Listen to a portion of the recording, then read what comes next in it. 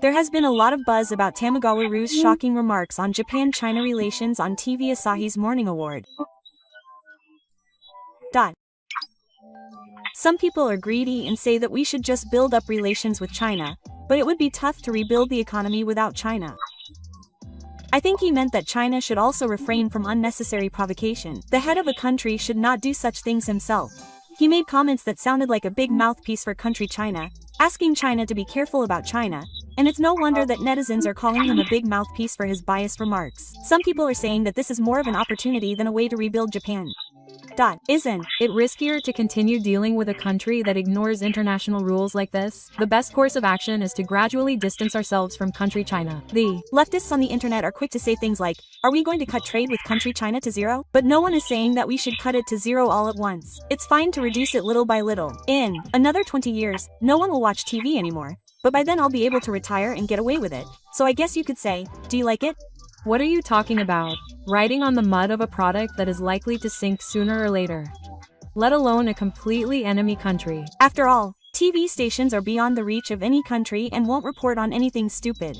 We need to improve our system. I always think, aren't the Mayan smartphones and PCs crazy? I always wonder what they're looking at when they talk. It's completely like a parallel world. We're dealing with country China because it's Japan. Up until now, Japan's stance was to back down if pressure was applied. There are channels of communication, and it seems that the way Japan-China relations should be is to rely on them. Country China's usual stance is different from what we expected, and the feather effect has caused us to lower our fists. If China's pressure really causes major damage to people's lives, anti-China sentiment among the people should explode, but they don't seem to be worried about that at all. So China is counting on our market to do whatever China says. There's no need to be humble.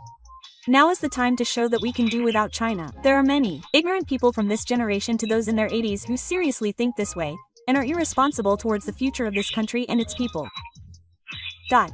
They are all hopeless people who were affected by the student movement or were depressed by the bubble economy. This is a country that imposes economic sanctions and military tactics for its own convenience. However, it is a natural economic policy to be able to carry them out. This is a country that will retreat if you show weakness. As you say, but this is the result of continuing to choose the easy path. Sometimes you have to choose the difficult path to achieve something. I am pointing out that the problem is that the risks are greater than the benefits gained. Regardless of whether they are enthusiastic or not, many people think this way. Let's think about it the other way around. It is true that China's economy will accumulate if there are no advanced countries such as Japan to consume. In fact, China is transitioning from inflation to deflation, and if prices remain stable and fall for another 2 years or so, it will become completely deflated. If China cannot buy now, it will definitely become pro-China deflation. This is not a problem that can be solved with short-term feelings of respect. If our country were to make any concessions in the current series of commotions, it would only serve to spur further military recklessness by country C. We need to thoroughly review our relationship to date. We need to be neither too close nor too distant, and reduce our dependence. Don't let country C's capital enter the country. If we do, impose restrictions. Don't give them preferential treatment. Don't invest in country C, just do it step by step. The country should lead the way. If these kinds of statements sound too biased, it's no wonder people think we're big talkers. It's been said that if Japan were to engage in economic dealings with China, China would suffer greater damage than Japan. Many economists have simulated this, and this is even more true since its economy is on the verge of collapse. Every time country C says something forceful, it ends up contradicting itself and digging holes in its woes. If we were to impose sanctions on it, it would backfire and come back to bite us. Most Japanese people are trying to move forward with Prime Minister Takaichi. We will survive even on difficult roads. There's no need to bow down.